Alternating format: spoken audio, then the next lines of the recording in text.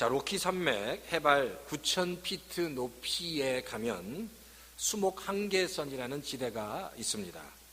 이 지대는요, 그 나무들이 굉장히 많이 있는데 그곳에 있는 나무들은 아주 매서운 바람으로 인해서 곱게 자라지 못하고요, 무릎을 꿇고 있는 모습으로 서 있다고 합니다. 자, 그런데 이 나무들이 이런 모습으로 자랄 수밖에 없는 이유가 있는데 그 이유가 뭐냐면 생존해야 하기 때문입니다.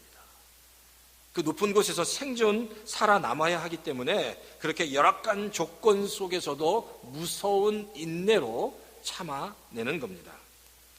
자, 그런데 놀라운 건요, 세계에서 가장 공명이 잘 되는 바이올린의 그 재료가 바로 이 무릎을 꿇고 있는 나무들이라는 겁니다. 인생 가운데 아름다운 영혼을 갖고 절묘한 삶의 선율을 나타내는 사람들이 있는데 그 사람들의 특징이 바로 뭔지 아십니까? 아무런 고난 없이 좋은 조건에서만 아주 편안하게 사는 사람들에게서는 그런 아름다운 삶의 선율을 만들어내지 못한다고 합니다. 어려움과 역경과 아픔이 있는 사람들을 통해서 하나님은 아름다운 정말 놀라운 삶의 선율을 만들어내게 한다는 겁니다. 바라기는요, 우리 얼바인 열린교회 성도님들도 그런 것 같아요. 이런 우리에게 닥치는 삶의 고난과 어떤 역경을 통해서 좀 하나님께서 우리를 통해서 드러내시고자 하는 아름다운 그 영적인 선율들, 아름다운 모습들이 드러나는 정말 더 멋있어지고 더 아름다워지는 그런 우리 성도님 다 되시기를 주의 이름으로 축원합니다. 오늘 본문은요, 사도 바울의 1차 전도 여행의 이제 마지막 정리 단계에 관한 이야기입니다. 사도 바울이 1차 전도 여행을 했는데 1차 전도 여행은 이제 갈라디아 지방을 했습니다. 근데 갈라디아 지방에 아주 중요한 3개의 도시가 있는데 그 도시가 오늘 우리가 이제 정리해야 할 첫 번째 비시디아 안디옥이라는 도시, 그리고 이고니온이라는 도시, 그리고 세 번째는 루스드라라는 도시입니다. 근데 이제 비시디아 안디옥이라는 도시와 우리가 안디옥이라고 수리아 안디옥은 다릅니다. 그러니까 이게 차이가 있는데 비시디아 안디옥은 갈라디아 지방에 있는 거고요. 수리아 안디옥이라는 그 안디옥은 이제 안디옥 교회가 세워진 곳입니다. 그러니까 근데 이제 지금 수리아 안디옥에서 파송을 받고 지금 이제 바울이 비시디아 안디옥에 지금 복음을 전하러 가고 있는 그것이 바로 1차 전도 여행이라는 겁니다. 그러니까 1차 전도 여행의 핵심이 되는 3 도시를 말한다면 바로 비시디아 안디옥과 이고니온과 루스드라라는 도시라는 겁니다. 자, 오늘 그래서 이 3곳에서 일어난 사건을 중심으로 같이 좀 말씀을 좀 교훈을 나누면서 말씀을 전하려고 합니다. 자, 첫 번째 교훈은요, 고난이 있어야 인생 가운데 참된 성숙이 있다는 겁니다. 꽃의 수명을 연장하기 위해서 꽃 줄기를 이렇게 일직선으로 자르지 않고 대각선으로 자른다고 합니다. 그 이유는 그 물을 흡수할 수 있는 면적을 넓게 하기 위함이라는 거죠.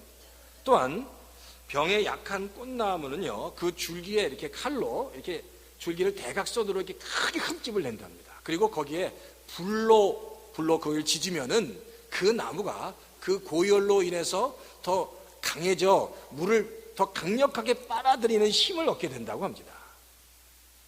그리고 열매를 더 잘 맺게 된다고 하고요. 그리고 꽃에 병이 들었으면 그 병든 꽃은 그 정원 사이에서 잘 다듬어져야 그 병든 꽃도 빨리 더 오랫동안 자라게 되고 주변에 있는 꽃들에게도 그 병을 옮기지 않는다는 겁니다. 꼭 이와 같이 하나님이 하나님의 자녀들에게도 하나님의 자녀들이 아름답고 정말 멋있게 성장하도록 하나님은 뭘 허락하실까요? 고난과 때때로 어려움을 허락해 주신다는 겁니다. 자, 그런데 우리가 신앙생활 하면서 이제 여러 가지 고난이 있고 어려움이 있습니다. 그런데 성도가 이 땅을 살아가면서 하나님의 자녀로 이 땅을 살아가면서 정말 경험해야 될 아주 유익한 고난이 있다는 겁니다. 이 땅을 살아가면서 정말 반드시 경험해야 될 아주 유익한 고난, 그리고 이렇게 유익한 불편함이 있는데 그게 뭔지 아십니까? 유익한 고난이 뭘까요? 바로 그 유익한 고난이란 복음으로 인해서 받는 고난입니다.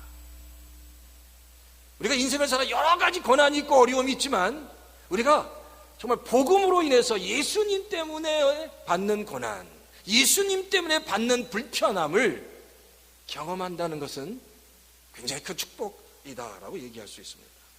그러니까 그런 고난과 그 불편함을 우리가 언제든지 정말 환영하고 미리 받아들일 준비가 돼 있어야 한다는 겁니다. 복음 때문에, 예수님 때문에, 복음 때문에, 예수님 때문에, 예수님을 전하기 때문에 겪게 되는 고난, 또 겪게 되는 불편함, 이런 불편함들, 이 고난에 대해서 우리가 그런 것들을 환영하고 즐거워하고 그것이 나에게 큰 영적인 큰 축복이다라는 사실, 이제 그 사실을 깨닫고 그렇게 불편함과 영적인 고난, 주님 때문에 있는 그 불편함과 고난을 기뻐 받는 준비된 그런 성도님 다 되시기를 주의 이름으로 축원합니다. 근데 오늘 본문에 보면 그래요. 이제 오늘 본문에 보면 바울이 세 곳에서 복음을 전하는데 비시디 안디옥과 이고니온과 루스드라 지역입니다. 자, 그 이고니온과 그 지역이 어떤 지역인지 제가 잠깐 자료를 준비했는데 한번 보시겠어요? 자, 이게 바울 1차 전도 여행을 이제 썸머리 하는 건데 한번 계속 한번 보여주십시오. 첫 번째, 이제 안디옥에서 시작해서 이제 한번 계속 보여주십시오. 예.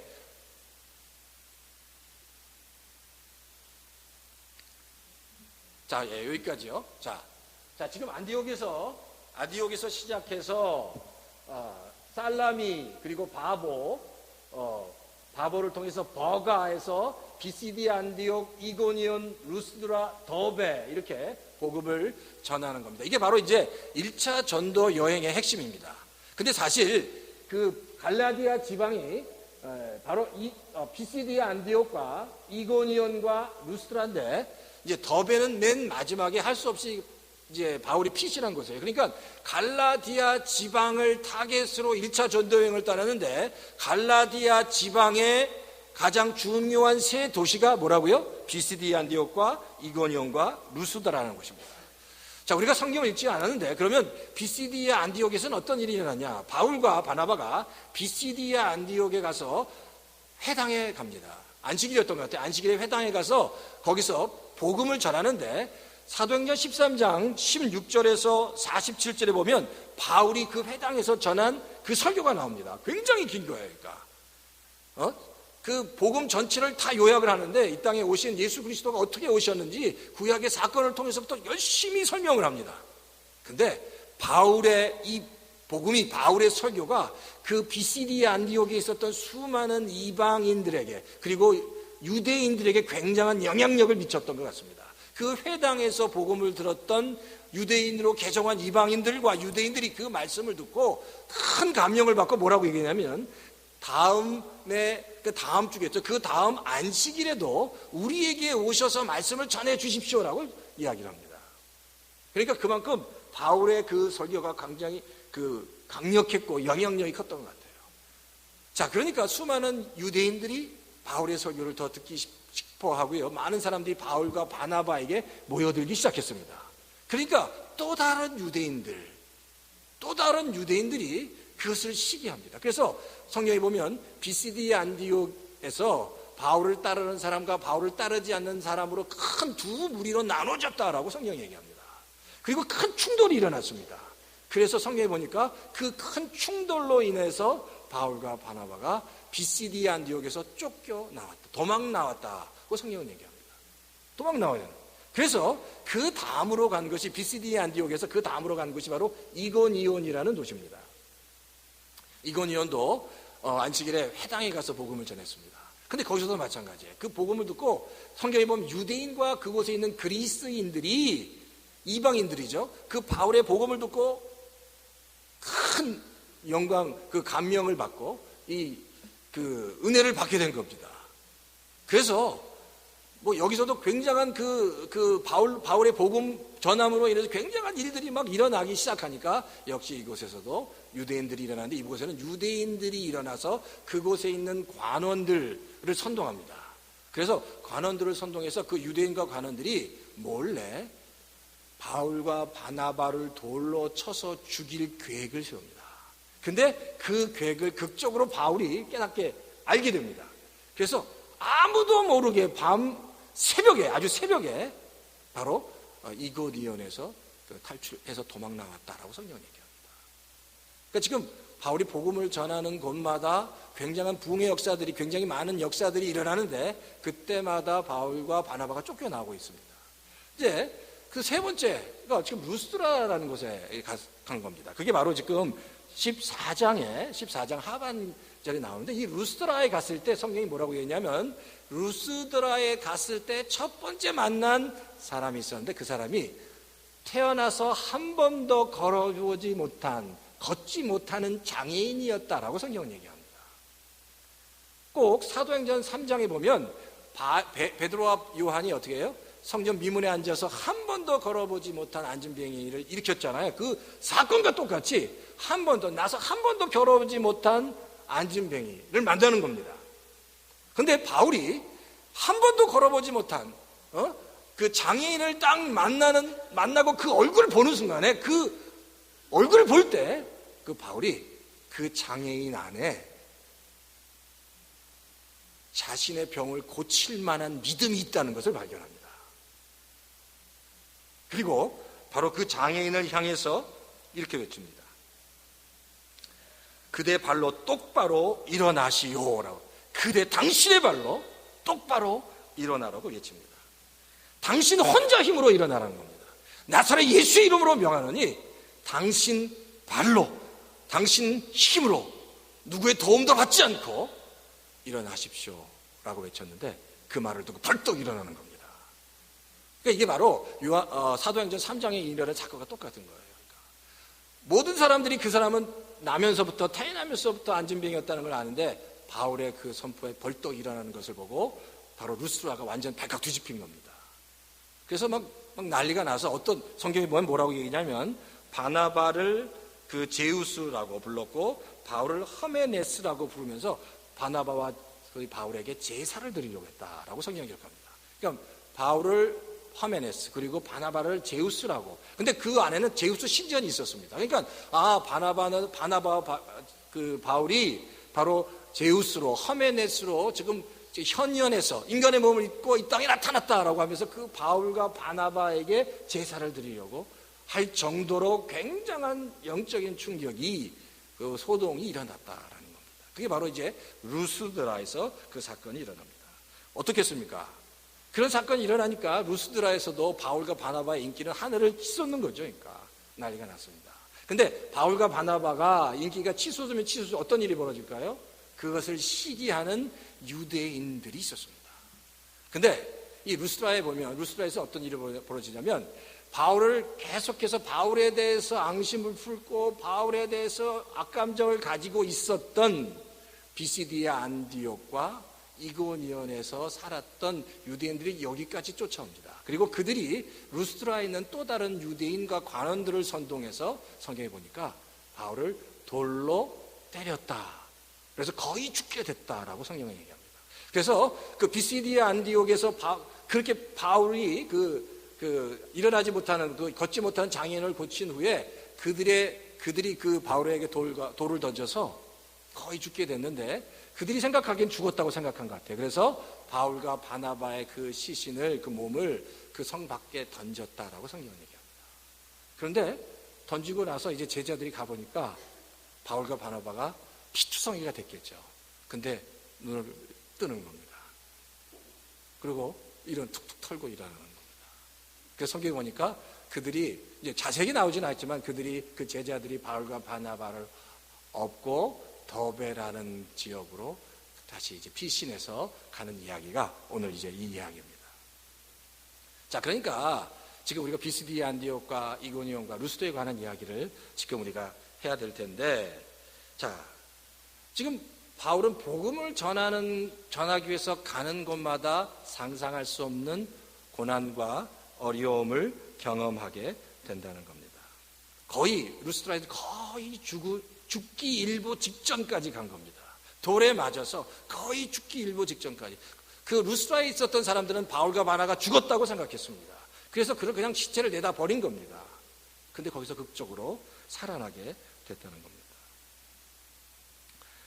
자, 그런데 보세요. 그러니까 바울과 바나바에 있어서 그것이 방문하는 도시마다 복음을 전했을 때 환영하는 사람보다 더 많은 핍박과 고난이 있었음에도 불구하고 놀라운 것은 바울과 바나바는 그것으로 인해서 복음을 내가 그만 전해야겠다, 복음을 포기해야겠다라는 생각을 추호도 갖지 않았다는 겁니다. 오히려 그런 고난과 열정이, 그 고난과 그 아픔이, 그 어려움이 바울과 바나바에게 또 복음에 대한 열정을 갖도록, 복음을 더 전해야겠다는 그 사명감에 불타도록 했다는 겁니다. 하나님의 자녀들에게 있어서 사실 그런 것 같아요. 하나님의 자녀들은 고난과 고통 가운데 있을 때 그 고난과 고통 때문에 내가 이제 끝났다, 죽겠다, 더 이상 희망이 없다라고 생각하기보다 정말 그 하나님의 자녀라면 그 고난과 고통을 통해서 더 하나님 앞에 더 가까이 나가도록 하는, 그리고 더 강력하게 그 하나님 앞에 나가고 더 하나님을 간절히 사모하려고 하는 놀라운 영적인 DNA가 있다는 겁니다. 항상 그런 것, 고난과 어려움이 올 때 정말 그 하나님의 자녀에게는 그 고난과 어려움이 와도 그 고난과 어려움 때문에 내가 포기하고 그만두겠다, 이제 못 살겠다라고 하는 게 아니라 고난과 어려움이 올 때 그것을 이겨나가고 더 하나님을 향해 달려가려고 하는 더 강력한 영적인 DNA가 하나님의 자녀들에게는 숨겨져 있다는 겁니다. 그렇기 때문에 하나님의 자녀가 때때로 고난을 당할 때 그 고난에는 하나님의 놀라운 섭리가 있고 그 고난을 통해서 하나님께서 예비하시고 준비하신 놀라운 계획들이 있다는 것을 우리가 알아야 된다는 겁니다. 그러니까 어떤 보면 고난 없이 살아가는 것보다 하나님이 하나님의 자녀에게 고난을 주실 때는 그 안에는 더 놀라운 축복이 숨겨져 있다는 것을 우리가 잘 깨달아 알아야 한다는 겁니다. 고난 중에 있는 그대라는 시가 있는데 이게 굉장히 긴데요. 굉장히 깁니다. 근데 다는 아니고요. 제가 일부만 발췌해서 한번 읽어드릴게요. 고난 중에 있는 그대라는 시입니다. 제가 천천히 읽을 테니까 한번 들어보십시오. 천천히 읽을 테니까. 이 부제는 고난 없이 피는 꽃은 없다라는 부제가 있는데, 고난 중에 있는 그대. 자, 꽃샘 추위 없는 봄을 보았는가? 태풍 없는 가을이 있었는가? 단련 없이 정금이 만들어지는가? 성도의 삶에 있어서 고난 없는 삶처럼 무익한 삶은 없다. 세상은 고난을 불행이라고 말하지만 성경은 고난을 유익이라고 말하고 있다. 우리가 믿음을 달라고 하면 하나님은 고난을 주시고, 우리가 축복을 달라 하면 주님은 우리에게 깊은 웅덩이를 허락하시고, 우리가 성숙을 요구하면 하나님은 우리에게 말로 닿을 수 없는 골짜기로 인도하신다. 어느 누가 고난 없이 새벽을 깨울 수 있으며 어느 누가 허리가 꺾여지는 고통 없이 기도의 자리로 나오겠는가? 그러므로 고난은 축복이며 특권이다. 인간은 고난을 통해서만이 육체의 한계를 넘어 하나님의 본질로 나아갈 수 있기 때문이다. 이러므로 세상에서 가장 불쌍한 사람은 아무 일이 없는 편안한 사람이다. 기도하려고 해도 기도거리가 없는 사람이다. 예배의 자리에 나와도 간절할 만한 아무런 동기가 없는 사람이다. 새벽을 깨우려 해도 도무지 새벽을 깨워야 할 만한 아무런 동기가 없는 사람들이다. 하나님은 사랑하는 자들을 불에도 달구고 물에도 집어넣는다. 그 이유는 하나님을 알게 합니다. 하나님을 바라보게 합니다. 하나님을 의지하게 합니다. 내 자신을 바로 알게 합니다. 인생을 깨닫게 합니다. 숨은 허물을 드러나게 합니다. 계란의 껍데기를 벗겨 내거나 깨트리지 않고는 계란을 먹을 수 없듯이 우리의 숨은 허물을 드러내고 우리의 육의 껍질들을 깨뜨리지 않고서는 영의 세계로 진입이 불가능하기 때문이다. 그러므로 고난이 있다면 춤을 추라. 아무에게나 그런 고난이 주어지는 것이 아니기 때문이다. 현재 당신이 고난 중에 있다면 당신은 적어도 그분을 닮아가는 일에 초대된 귀빈일 수 있다. 그러나 당신에게 아무 일이 없고 편안하다면 그분도 당신을 위하여 아무 일도 안 하고 계시는 손님일지도 모른다. 그분으로 하여금 바쁘시게 하라. 그분으로 하여금 쉬지 못하게 하라. 그러면 당신은 12강줄이 가득한 풍성한 삶을 살 수 있을 것이다. 성도들에게 여러 가지 고난과 어려움들이 있습니다. 그런데 성도들이 경험하는 어떤 고난도 다 의미 없는 고난이 없다는 겁니다.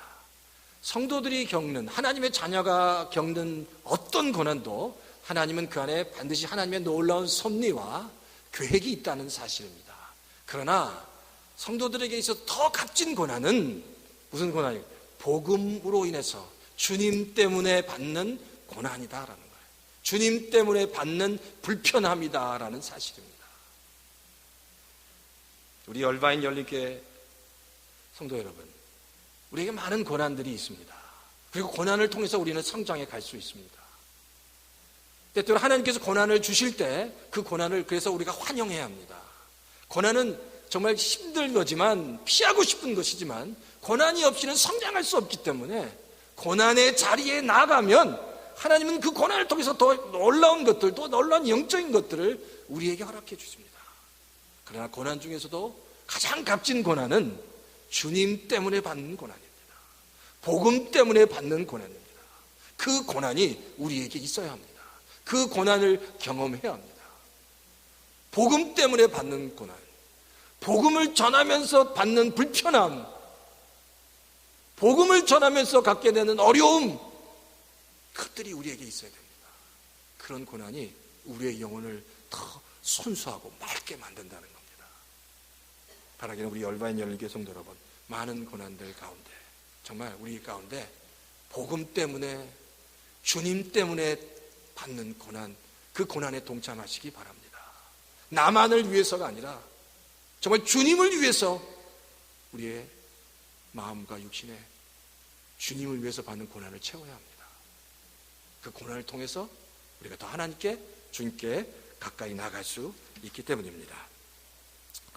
두 번째는요, 사명은 고난을 쉽게 넘어가게 한다는 겁니다. 사명은 고난을 쉽게 넘어가게 한다. 지금 사도 바울은 마지막 도시 더베까지 복음을 전했습니다. 이 수리아 안디옥에서 시작해서 지금 더베까지 복음을 전했을 때 성경학자들이 이렇게 얘기합니다. 그 해상으로는 한 500마일 정도를 갔고요, 육상으로는 한 700마일 정도를 뭐 걸어가든지 뭐를 타고 가든지 해서 전도 여행을 떠났습니다. 그 기간이 대략 1년에서 한 2년 정도가 걸렸을 거라고 얘기합니다. 그러니까 1년이나 2년 동안 이 바울과 바나바는 복음을 전하기 위해서 그게 정말 수고하고 애를 썼다는 겁니다. 자, 그런데 이제 제가 보여드렸지만 1차 전도 여행에서 수리아 안디옥에서부터 시작해서 그 살라미부터 시작 그 섬, 그리고 그 버가로부터 시작해서 비시디 안디옥, 이고니온, 루스드라에서 마지막 더베까지 도착을 했을 때 그 더베에서 수리아 안디옥으로 돌아가는 길은 아주 빠른 그 지름길이 있었습니다. 바로 그 더베에서 바로 이렇게 옆으로만 내려가면 바로 거기가 수리아 안디옥이었다는 겁니다. 그런데 바울과 바나바가 다시 수리아 안디옥으로 돌아가는 길을 어떻게 선택했냐면요, 바로 지름길로 가지 않고 성경에 보니까 다시 지내온 길을 돌아갔다라고 성경은 기록합니다. 그러니까 지금 수리아 안디옥에서 출발해서 아까 얘기한 비시디 안디옥, 이고니온, 루스드라, 더베까지 왔는데, 더베에서 저 지도를 보시면 더베에서 수리아 안디옥은 바로 조금만 내려가면 되는 거예요. 그런데 글로 내려가지 않고 온 길로 다시 돌아가는 겁니다. 더베에서 루스드라로, 루스드라에서 이고니온에서 다시 수리아 안디옥으로, 비시디 안디옥으로 돌아갔다라고 성경은 얘기합니다. 근데 생각해 보세요. 지금 비시디 안독도 그렇고 이고니온도 그렇고 루스드야가 어떤 지역이었습니까? 바나바를 몹시 핍박한 도시였습니다. 바울과 바나바를 몹시 싫어했던 사람들이 가득 찼던 곳입니다. 어떻게든지 바울과 바나바를 죽이려고 했던 사람이 그냥 득실득실했던 곳이었는데 다시 그곳으로 돌아간 겁니다. 왜 돌아갔냐는 거예요. 바울과 바나바가 복음을 전하면 되는데, 그리고 다시 수리 안디옥으로 내려오면 되는데, 더 아주 다른 지름길이 있는데 다시 돌아간 이유가 뭐냐는 거예요. 바로 그 이유를 오늘 성경은 이렇게 기록하고 있습니다. 자, 그 이유가 14장 21절과 22절에 나옵니다. 한번, 14장 21절, 22절 한번 보세요. 성경, 사도행전 14장 21절과 22절 한번 보십시오. 자, 우리 다 같이 한번 읽겠습니다. 14장 21절과 22절 다 같이 읽겠습니다. 시작. 바울과 바나바는 그 성에서 복음을 전하여 많은 제자를 얻은 뒤에 루스드라와 이고니온과 안디옥으로 되돌아갔다. 그들은 제자들의 마음을 굳세게 해주고 믿음을 지키라고 권하였다. 그리고 또 이렇게 말하였다. 우리가 하나님의 나라에 들어가려면 반드시 많은 환난을 겪어야 합니다. 라고 얘기했습니다. 더베에서 바로 수리 안디옥으로 간 것이 아니라 다시 돌아가서 루스드라와 이고니온과 비시디 안디옥으로 간 이유는 그곳을 지나면서 수많은 제자들이 만들어졌고 세워졌습니다. 바울과 바나바는 다시 수리 안디옥으로 돌아가면서 그 도시마다 세워진 제자들에게 다시 복음을 전하고 그들을 신앙 안에서 다시 점검하고 확인하기 원했다는 겁니다. 그래서 22절에 성경이 이렇게 기록합니다. 그들은 이라는 이야기는 바울과 바나바입니다. 그들은 제자들의 마음을 굳세게 해주고 믿음을 지키라고 권했다는 겁니다. 수없이 많은 고난과 역경, 복음으로 인해서 당하는 핍박 가운데서도 마음을 굳세게 하도록 하기 위해서, 믿음을 지키도록 하기 위해서 다시 그 도시로 들어갔다는 겁니다. 그래서 돌아가서 이렇게 얘기합니다. 우리가 하나님의 나라에 들어가려면 반드시 환난을 겪어야 한다라고 가르쳤다 하는 겁니다.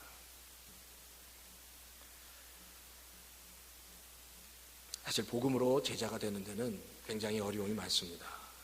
고난이 있습니다. 역경이 있습니다. 이 땅에 우리가 지금 핍박도 없고 어려움도 없는 이 땅을 살아가면서도 하나님의 제자가 된다는 그 하나 때문에 하나님의 제자로 살아간다는 것, 말씀대로 살다 가려고 하는 성도들이 정말 애를 많이 쓰는 걸 봅니다.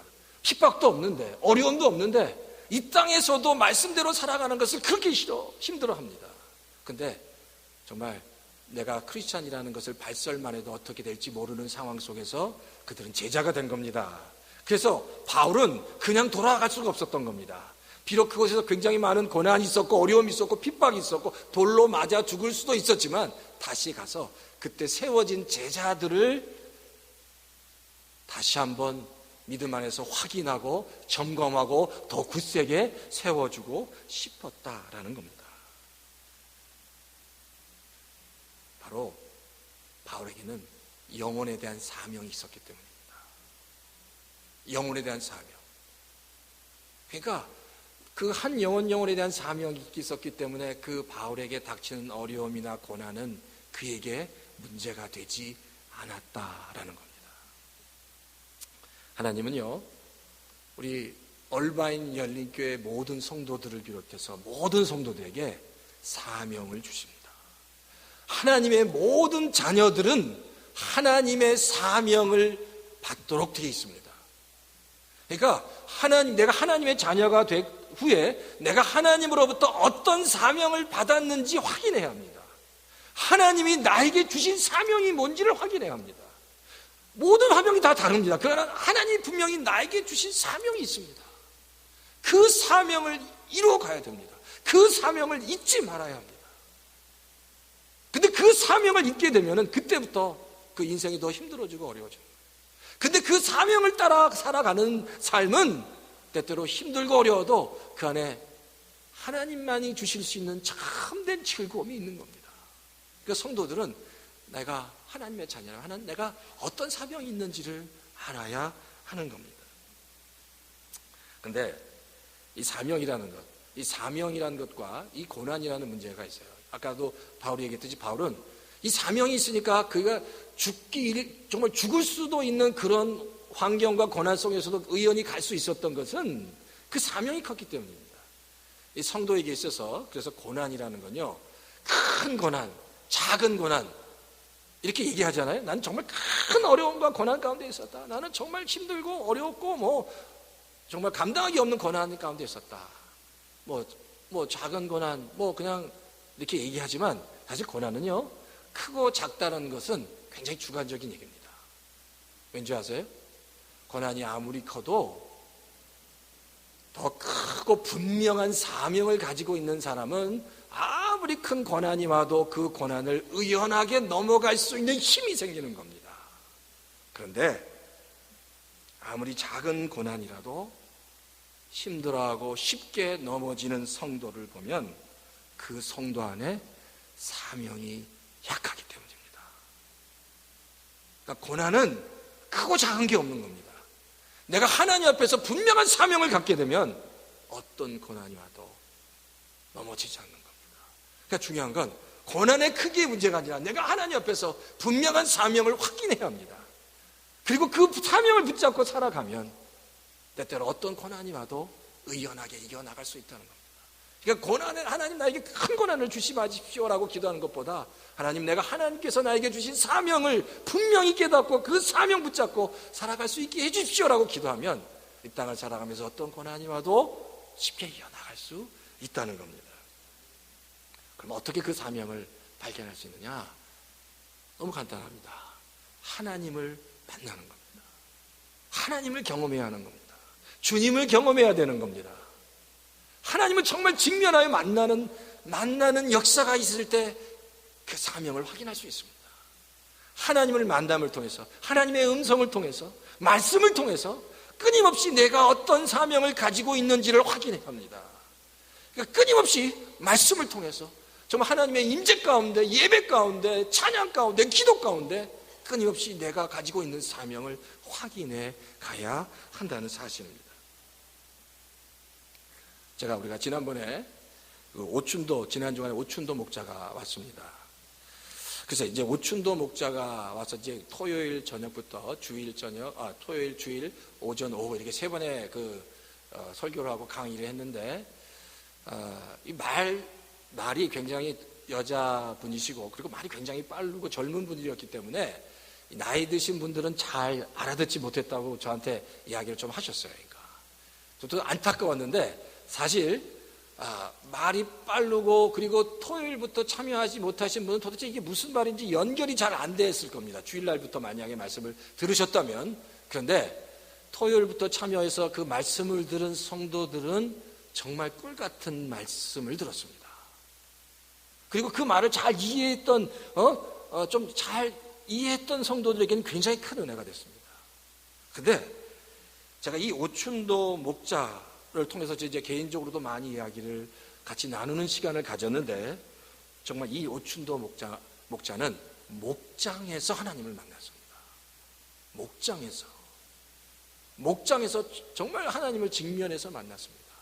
그리고 그 목장에서 영혼을 구원한다는 것이 얼마나 소중한 일인지, 그리고 영혼을 구원한다는 것, 하나님이 그 한 영혼을 얼마나 사랑하는지, 그 하나님의 그 심정과 열정을 목장에서 배웠습니다.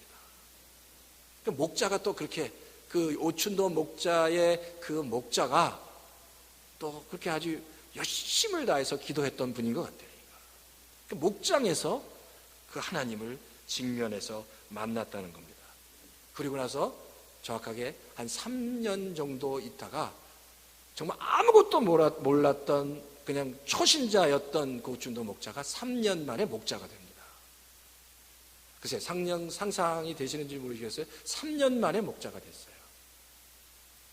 3년 만에 목자가 되고 우리 앞에 서서 우리의 말씀을 전하고 이렇게 스피커로 우리에게 부흥회를, 간정집회를 인도했던 것이 바로 몇 년이라고 그랬죠? 10년이었습니다. 그러니까 10년 만에 믿기 어려울 정도로 훌륭한 일꾼이 된 겁니다. 그래서 우리 교회에 와서 이렇게 말씀을 전했다는 겁니다. 그러니까 제가 오춘도 목자랑 말씀을 이렇게 같이 나누는 과정 가운데 어떻게 10년 만에 저렇게 변할 수 있을까라고 제가 정말 뭐라고 표현해야 되나, 큰 충격을 사실 받았습니다. 어떻게 10년 만에 사람이 저렇게 변할 수 있을까? 그것도 평신도 아주 지극히, 아주 그냥 평신도인데, 아무것도 몰랐던 평신도가 10년 만에 어떻게 저렇게 변할 수 있을까? 사실 그래요. 오춘도 목자는 굉장히 이성적이고 합리적인 사람입니다. 미국에서 아주 가장 좋은 그 병원에서 포스트 그러니까 그 박사 과정을 밟고, 그리고 그 의학 부분에서 어떤 연구를 하는 지극히 이성적이고 합리적인 과학자였습니다. 그리고 과학자입니다. 근데 어떻게 그런 사람이 하나님을 저렇게 만날 수 있느냐? 제가 도대체 이해가 안 됐습니다. 근데 정말 하나님을 만난 겁니다. 그리고 제가 잊어버리지 못하는 것은 갓 40세가 된 가냘픈 여인으로 그 오춘도 목자가 이런 이야기를 하는 거예요. 저한테도 그러니, 목사님, 피 흘리는 희생이 없이는 열매를 맺을 수 없습니다 라고 이야기를 하더라고요. 피 흘리는 희생이 없이는 열매를 맺지 못합니다. 목회자도 아니고 선교사도 아닌 일기 평신도 목자가 그런 이야기를 하는데 제가 너무나도 큰 은혜가 됐고 어떻게 창피하기도 합니다. 피 흘리는 희생이 있어야 열매를 맺습니다.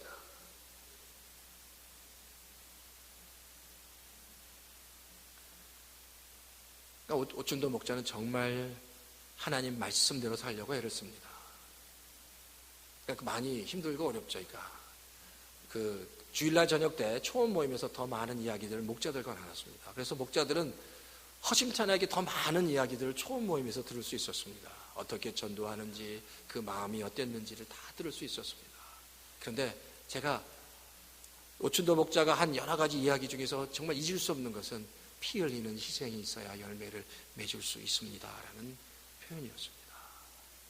무슨 일을 하든지 주님의 일을 할 때 피 흘리는 희생이란 최선을 다해서 하는 겁니다. 최선을 다할 때 열매를 맺을 수 있다는 겁니다. 우리 얼바인 열린교회 성도 여러분, 피 흘리는 희생 가운데, 피 흘리는 헌신 가운데, 그럼 오춘도 목자가 정말 힘들고 어려웠을까요? 그렇지 않습니다. 그에게는 하나님만이 주시는 말로 표현할 수 있는 즐거움이 있었고 행복이 있었습니다. 그게 하나님의 자녀가 얻게 되는 놀라운 기쁨입니다. 참 희한해요. 그렇게 피 흘리는 희생을 하면서도 그 일이 너무너무 기쁜 겁니다. 그것이 하나님이 얼마나 사랑하는 영혼을 구원하는 것이 얼마나 사랑하고 영혼을 세우는 것, 영혼을 정말 하나님 앞에 이렇게 드리는 것이 얼마나 기쁜 일인지, 즐거운 일인지를 알고 있는 겁니다. 그러니까 자기가 헌신하면서도, 자기가 희생하면서도 하나님만이 주실 수 있는 그 즐거움과 행복을 누리고 살았다는 겁니다. 그러니까 사명을 감당하는 사람은요, 그런 것 같아요. 사명을 감당하는 사람은 그 일이 때때로 희생이 필요하고 피 흘리는 희생이 필요하고 어려움이 있고 고난이 있지만 그 안에 세상이 줄 수 없는, 세상 사람들이 알 수 없는 뭐가 있어요? 즐거움이 있습니다. 바라기는 우리 얼바인 열린교회 성도 여러분, 우리 성도님들 이런 기쁨과 이런 즐거움을 같이 한번 경험하면 좋을 것 같아요. 그냥 세상이 주는 세상의 평안과 위로가 세상이 주는 편안함과 안락함으로 얻는 그런 그냥 일시적인 기쁨이 아니라 하나님만이 주실 수 있는 정말 진하게 희생하고 헌신함에도 불구하고 하나님이 주시는 그런 영적인 즐거움과 기쁨을 경험하시는 우리 얼바인 열린교회 모든 성도님 다 되시기를 주의 이름으로